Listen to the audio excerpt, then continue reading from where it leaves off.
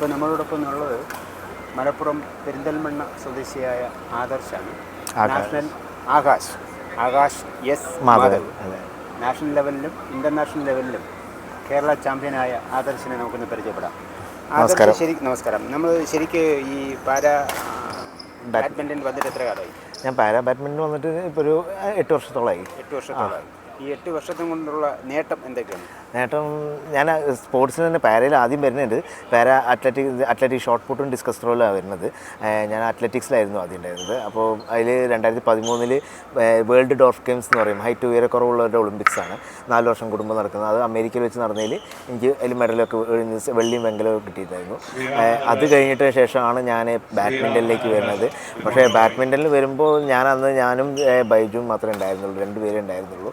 പക്ഷേ അവിടുന്നാണ് ഇപ്പോൾ ഞങ്ങളുടെ ഒരു ടീമിനെ ഇപ്പോൾ നിങ്ങളെല്ലാം കാണുന്ന പോലെ ഒരു 5-10 പേരുള്ള ഒരു ടീമിനെ ആൺകുട്ടികളായാലും പെൺകുട്ടികളായാലും ഉള്ള ഒരു സെറ്റപ്പിലേക്ക് എത്തിയിരിക്കുന്നത്. കാരണം ഇവർക്കൊന്നും അറിയില്ലായിരുന്നു. ഈവൻ എനിക്ക് തന്നെ ഞാൻ അറിയണത് എൻ്റെ കോളേജ് കഴിഞ്ഞിട്ടാണ് ഞാൻ അറിയണത് ഞങ്ങൾക്കും ഇങ്ങനെ ഒരു സ്പോർട്സ് ഉള്ളത് വിവരം. കോളേജ് കഴിഞ്ഞ ശേഷം ഞാൻ അറിയണത്. അപ്പോൾ അത്രയും കോളേജ് ടൈമിലൊക്കെ എനിക്ക് കളിക്കാനൊക്കെ ആഗ്രഹമുള്ള ഒരു വ്യക്തി തന്നെയായിരുന്നു, കളിച്ചിരുന്ന ഒരാളാണ്. പക്ഷേ ഇതെവിടെ കഴിവ് തെളിയിക്കും, അല്ലെങ്കിൽ നമ്മളെ പോലത്തെ ഒരു ആൾക്കാരുടെ മുന്നിൽ എവിടെ കളിക്കും. ഞാൻ കളിക്കണ കൂടെ എൻ്റെ ക്ലാസ്മേറ്റ്സിൻ്റെ കൂടെ, അവരൊക്കെ എന്നെക്കാളും ഹൈറ്റുള്ള ആൾക്കാരാണ്. അപ്പോൾ എല്ലാം ഒരു ബുദ്ധിമുട്ട്. അതുതന്നെയാണ് എല്ലാവർക്കും പറയാനുള്ളത്. അവർക്കൊക്കെ കളിക്കാൻ താല്പര്യം ഉണ്ടായിരുന്നു. പക്ഷേ ഇത് എവിടെ കളിക്കും, ആരുടെ അടുത്ത് പോയി കളിക്കും, എങ്ങനെ കളിക്കും ഒന്നും ആർക്കും അറിയില്ലായിരുന്നു. അപ്പോൾ അതിന്നൊരു ഞാനിപ്പോൾ സഞ്ചരിച്ച് ഇപ്പോൾ ഈ ലെവലിൽ ഞാൻ 8 വർഷം മുമ്പ് വരുമ്പോൾ സ്റ്റേറ്റ് ചാമ്പ്യൻഷിപ്പ് എന്ന് പറയുമ്പോൾ പേരിന് മാത്രമേ ഉണ്ടായിരുന്നുള്ളൂ. പേരിന് ഇവിടെ ആൾക്കാരില്ല, ആളുണ്ടെങ്കിലല്ലേ സ്റ്റേറ്റ് നടത്താൻ പറ്റുള്ളൂ. അപ്പോൾ പേരിന് 2 3 ഉണ്ടാവും. ഞങ്ങൾ 3 അങ്ങോട്ടും ഇങ്ങോട്ടും നമുക്ക് തന്നെ അറിയാം, ഞങ്ങൾ 3 പേരും പോകും എന്നുള്ളത് നാഷണലിലേക്ക്. എന്നുവെച്ചാൽ വേറെ ആളില്ലാത്തതുകൊണ്ടാണ് അങ്ങനെ. പക്ഷേ ഇപ്പോൾ ആ നേരത്ത് ഇപ്പോൾ ഞങ്ങൾക്ക് ഇവിടെ ഒരു ടൈറ്റ് കോമ്പറ്റീഷൻ ലെവലിലേക്കൊക്കെ ഇപ്പോൾ ഒരു 5 പേരെയൊക്കെ എടുക്കാൻ പറ്റുന്ന, 5 പേരിൽ ആരാണ് ആദ്യത്തെ 3-ൽ വരിക എന്നുള്ളൊരു ലെവലിലേക്ക് മാറിയിട്ടുണ്ട്. തുടക്കം സമയത്ത് നമുക്ക് ശരിക്കും ഈ ട്രെയിനിങ് കോച്ചിങ് ഒക്കെ എങ്ങനെയായിരുന്നു?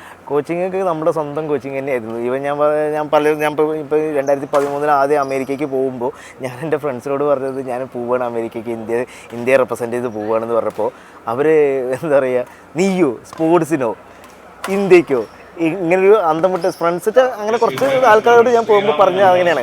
ആ പറഞ്ഞ സമയത്ത് അവർ എക്സ്പ്രഷൻ ഇങ്ങനെ കണ്ടപ്പോൾ എനിക്ക് പിന്നെ പറയാൻ തന്നെ തോന്നിയില്ല. പിന്നെ ദൈവം സഹിച്ച് പോയി വന്നപ്പോൾ എനിക്ക് 2 മെഡലൊക്കെ വന്നപ്പോൾ ഇതേ ആൾക്കാർ തന്നെ ആകാശെ പോകുമ്പോൾ പറയണ്ടേ, നിന്നെ ഇവിടുന്ന് നല്ല രീതിയിൽ ഞങ്ങൾ ഇവിടുന്ന് അയച്ച് ഇപ്പോൾ വന്ന സമയത്ത് നല്ല രീതിയിലാണ് അവർ എന്നെ വരവേൽപ്പിച്ചത്. ഇവിടെ ഓരോ ഇൻ്റർനാഷണൽ പ്ലേയേഴ്സ് വരുമ്പോൾ അവരെയൊക്കെ തുറന്ന ജീപ്പിലൊക്കെ കൊണ്ടുവരുന്ന പോലെ തന്നെ എന്നെയും അതെ ഒരു 10 കിലോമീറ്ററോളം എൻ്റെ പഞ്ചായത്തുകാരൊക്കെ തുറന്ന ജീപ്പിലും കൊടുക്കുന്ന ആകെ ആഘോഷ ബഹളമായിരുന്നു അത് ഉണ്ടായിരുന്നത്. അപ്പോൾ അത്രയും വലിയ സന്തോഷം. പക്ഷേ വന്ന സമയത്ത് അവർ ചോദിക്കുന്നത് നീ പോകുമ്പോൾ ഞങ്ങളോട് പറയണ്ട, പോകുന്നത് കുറച്ച് പേരോട് പറഞ്ഞപ്പോൾ അവരൊക്കെ വിചാരിക്കും നീങ്ങി. പിന്നെ അപ്പോൾ അതിനുശേഷം എല്ലാവർക്കും ഞങ്ങൾ സ്പോർട്സ് ഉണ്ടെന്നും അങ്ങനെയുള്ള കാര്യങ്ങൾ എല്ലാവരും അറിഞ്ഞ് വരുന്നുണ്ടായിരുന്നു. ഇപ്പോൾ അവരൊക്കെ എന്നെ കാണുമ്പോൾ ചോദിക്കും, ഞാൻ കുറച്ച് തടി കൂടിയാൽ ഇപ്പം എന്താ കളിക്കണില്ലേ, വർക്കൗട്ടില്ലേ, തടിയൊക്കെ ശ്രദ്ധിച്ചു തുടങ്ങി, നീ തടി കൂടുന്നുണ്ട്, ശ്രദ്ധിക്കണം, പോരാ കുറച്ചും കൂടി ഒന്ന് വർക്കൗട്ട് ചെയ്യണം. എല്ലാവരുടെ ഭാഗത്തു നിന്നുള്ള ഒരു സപ്പോർട്ട് സപ്പോർട്ട് നല്ല ഭാഗത്തുണ്ട്. ഈവൻ നമുക്ക് ഒരു ഫുഡ് അധികം കഴിക്കാൻ പറ്റാത്ത അവസ്ഥ, ഫുഡ് കഴിക്കുമ്പോൾ നമ്മൾ ഇപ്പോൾ അടിയണ വലിച്ചു വാരി തിന്നുകയാണല്ലേ കഴിക്കൂ. അപ്പോൾ അവർക്കൊക്കെ നമുക്ക് അതെച്ചാൽ തിന്നാൻ പാടില്ല, നമ്മളൊക്കെ ഡയറ്റ് കൺട്രോൾ എങ്ങനെ പോകണം എന്നുള്ള വെച്ചാൽ അവരൊക്കെ അത്രയും നമ്മളെ ശ്രദ്ധിക്കുന്നുണ്ട്. അതായത് എല്ലാവരും ശ്രദ്ധിക്കുന്ന പോലെ നമ്മൾ ആ ഒരു ശ്രദ്ധ. അപ്പോൾ അതൊക്കെ കാണുമ്പോൾ നമുക്ക് ഭയങ്കര ആഗ്രഹം സന്തോഷമൊക്കെയാണ്. അത് തന്നെയാണ് ഒരു നല്ലൊരു മാറ്റം ഉണ്ടായത്. അന്ന് ഇത് മാറിയിട്ട് ഇന്നേക്ക് വരുമ്പോൾ ഇന്ന് ഭയങ്കര മാറ്റം എല്ലാവർക്കും. ഇപ്പോൾ എല്ലാവരും നാളെ ഇപ്പം ഓരോരുത്തരും മെഡലടിച്ചവരൊക്കെ നാളെ പത്രങ്ങളിലും മീഡിയാസിലൊക്കെ വാർത്തകൾ വരുമ്പോൾ ഇവരുടെ വീട്ടുകാരും ഇവരുടെ കുടുംബക്കാരും ഫാമിലീസോ റിലേറ്റീവ്സോ ഒക്കെ അറിയുമ്പോൾ ഇവർ തനിയെ വന്നിട്ട് അവർക്കൊന്നും അറിയില്ല ഇങ്ങനെ ഇതുള്ള ഒരു കാര്യം. ഇപ്പോഴും ഞങ്ങളുടെ കുറേ ആൾക്കാർക്ക് അറിയണില്ല. പക്ഷേ ചിലർക്ക് അറിയും, താല്പര്യമുണ്ട്. പക്ഷേ ഇതെവിടെ കളിക്കും, അല്ലെങ്കിൽ പ്രാക്ടീസ് എവിടെ കിട്ടും, അങ്ങനെയും കുറേ ബുദ്ധിമുട്ടുകളുണ്ട് പ്രാക്ടീസ് കിട്ടാനും. ഞാൻ വർക്ക് ചെയ്യുന്നുണ്ട്. ഞാൻ ഡോക്ടർ റെഡ്ഡീസിൽ വർക്ക് ചെയ്യാണ്. ഡോക്ടർ റെഡ്ഡീസിൽ റെപ്രസെൻറ്റേറ്റീവ് ആണ്. എനിക്ക് ഏരിയയാണ് മലപ്പുറം പാലക്കാട് ഏരിയയാണ്. അപ്പോൾ അതിൻ്റെ ഇതിൽ ഭാഗമായിട്ട് ബാക്കി പകുതി ഇങ്ങനെയും വരുന്നുണ്ട്. അവർ നല്ല സപ്പോർട്ട് തന്നെയായിരുന്നു ഉണ്ടായിരുന്നത്. കാരണം ഞാൻ ജോയിൻ ചെയ്തത് കഴിഞ്ഞ 2 വർഷം മുമ്പായിരുന്നു. ഞാൻ ജോയിൻ ചെയ്ത് 2ാമത്തെ മാസം എനിക്ക് ഏഷ്യൻ ഗെയിംസിലേക്ക് സെലക്ഷൻ കിട്ടി. അതിൽ കമ്പനി ലീവ് തരണം എന്നൊന്നും ഉണ്ടായിരുന്നില്ല. കമ്പനിയെ ചോദിച്ചപ്പോൾ കമ്പനി ഒരു ലീവ് എടുത്തു 2 വർഷം. എന്താ വെച്ചാൽ എൻ്റെ ട്രെയിനിങ് നടക്കുന്നത് ലക്നൗവിലായിരുന്നു. ഇന്ത്യൻ ബാഡ്മിൻ്റൺ കോച്ച് ലക്നൗവിലാണ്. അപ്പോൾ അവിടേക്കാണ് ടീമിനെ ഫുള്ള് വിളിച്ചത് ഏഷ്യൻ ഗെയിംസിലേക്ക് തയ്യാറെടുപ്പ്. ഇപ്പോൾ 2 മാച്ച് ഫുൾ അവിടെ ട്രെയിനിങ് ആണ്. അത് കഴിഞ്ഞിട്ടാണ് ഞങ്ങൾ ചൈനയ്ക്ക് പോകുന്നത്. അപ്പോൾ എനിക്ക് ജോയിൻ ചെയ്ത് 1 മാസം പോലും ആയിട്ടില്ല. ഞാൻ 2 മാസത്തേക്ക് ലീവ് ചോദിച്ചു, കമ്പനി തന്നു. സുഖമായിട്ട് നല്ലൊരു സപ്പോർട്ട് തന്നെയാണ് തന്നത്. അപ്പോൾ കമ്പനി വേണമെങ്കിൽ കമ്പനിക്ക് പറയാം നീ പ്രൊമോഷൻ പീരീഡിലാണ് ലീവ് ഒന്നും എടുക്കാൻ പറ്റില്ല, ഇത് ഇത്രയും ലോങ് അല്ലെങ്കിൽ ലീവ് ഇതാക്കി പോയിക്കൊണ്ട് നിർത്തി പോയിക്കോളൂ, നമുക്ക് വേറെ ആളെ എടുക്കണം എന്ന് വെച്ചാൽ എൻ്റെ ഏരിയയിൽ പിന്നെ ഞാൻ പോയിട്ടില്ലെങ്കിൽ പിന്നെ വേറെ ആൾ പോകാനില്ല.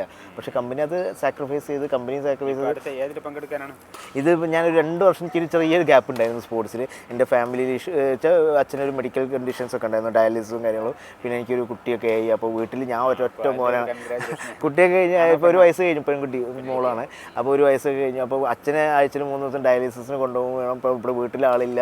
അപ്പോൾ എല്ലാത്തിനും ഞാൻ തന്നെയാണ് എല്ലാം. അത് കഴിഞ്ഞ് ജോലിയും കൂടി കഴിഞ്ഞ് വരുമ്പോഴേക്കും എനിക്ക് ടൈം ഉണ്ടായിരുന്നില്ല. ഇപ്പോൾ ചെറിയ ടൈം ഇപ്പോൾ ട്രാക്കിലൊക്കെ ആയി ഒന്ന് ഇത് തുടങ്ങിയിട്ട്. അപ്പോൾ ഇപ്പോഴാണ് ഞാൻ ഇപ്പോൾ വീണ്ടും ബാക്ക് ടു സ്പോർട്സിലേക്ക് വരുന്നത്. അപ്പോൾ ഉണ്ട്, നല്ല പോകുന്നുണ്ട് കൂടെ ഇവരെയൊക്കെ കൂട്ടുമ്പോൾ.